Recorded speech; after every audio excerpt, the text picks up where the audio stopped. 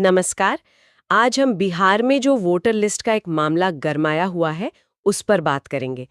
ये जो special intensive revision मतलब एसआईआर हुआ है उसको लेकर काफी कुछ कहा जा रहा है। हमारे पास इस पर कुछ रिपोर्ट्स हैं, तो कोशिश रहेगी कि इस पूरे मामले को, इसके जो अलग-अलग पहलू हैं उन्हें ठीक से समझें। बात दरअसल शुरू हुई जब इलेक्शन कमीशन ने कहा कि भाई 2025 के जो विधानसभा चुनाव है उनसे पहले वोटर लिस्ट को ठीक ठाक कर लिया जाए, अपडेट कर लिया जाए। लेकिन ये जो सामान्य से लगने वाली प्रक्रिया थी, ये अचानक से एक बड़े राजनीतिक, क्या कहें, टकराव में बदल गई। लाखों वोटरों के नाम हटाने पर बड़े गंभीर आरोप लगे। तो आइए से थोड़ा और खोलते हैं। जी बिल्कुल। ये जो स्पेशल इंटेंसिव रिवीजन या एसआईआर जिसे कह रहे हैं, ये असल में शुरू तब हुआ जब कुछ पॉलिटिकल पार्टियों ने ये आरोप लगाए थे कि वोटर लिस्ट में बहुत सारे फर्जी नाम हैं या डुप्लीकेट नाम हैं या ऐसे लोगों के नाम हैं जो अब हैं ही नहीं, मतलब मृत हो चुके हैं। तो इलेक्शन कमीशन का मकसद साफ था कि 2025 चुनाव से पहले लिस्ट एकदम क्लीन हो, एक्यूरेट हो।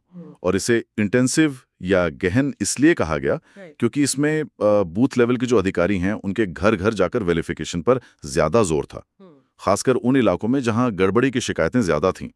लिस्ट साफ करना तो ठीक लगता है, मतलब ये तो जरूरी भी है।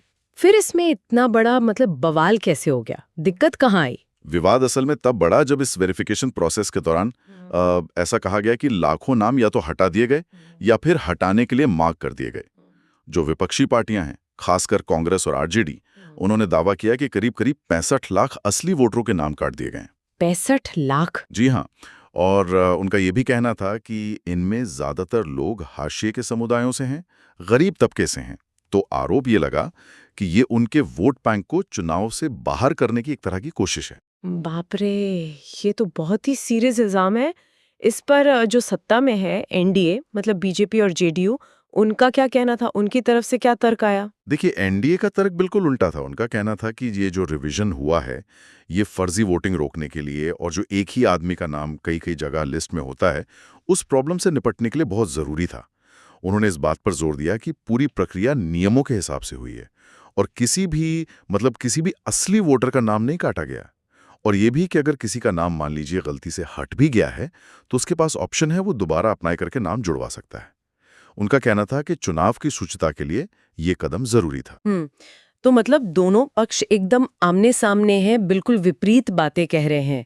इस पूरे हो हंगामे में फिर भारतीय चुनाव आयोग ईसीआई, उनका क्या रोल रहा? उन्होंने क्या कहा इन आरोपों पर? चुनाव आयोग ने इन आरोपों को, खास तौर पर ये जो आरोप था कि जानबूझकर किसी खास ग्रुप के नाम काटे गए हैं, मतलब टारगेटेड डिलीशन, उसको सख्ती से नकारा है। आयोग का कहना है कि पूरी प्रक्रिया जो तय नियम हैं, गाइडलाइंस हैं, उन्हीं के हिसाब से की गई है। और जो नाम हटे हैं उनमें बड़ी संख्या उन लोगों की है जिनकी या तो मृत्यु हो चुकी है या वो कहीं और शिफ्ट हो गए हैं या फिर जिनके नाम एक से ज्यादा जगह पर दर्ज थे। आयोग ने यह भी साफ किया कि कोई भी नागरिक जिसे लगता है कि भाई मेरा नाम गलत तरीके से हटा दिया गया है, वो आराम से फॉर्म 6 भर के अपना नाम दोबारा जुड़वा सकता है। प्रोसेस खुला है।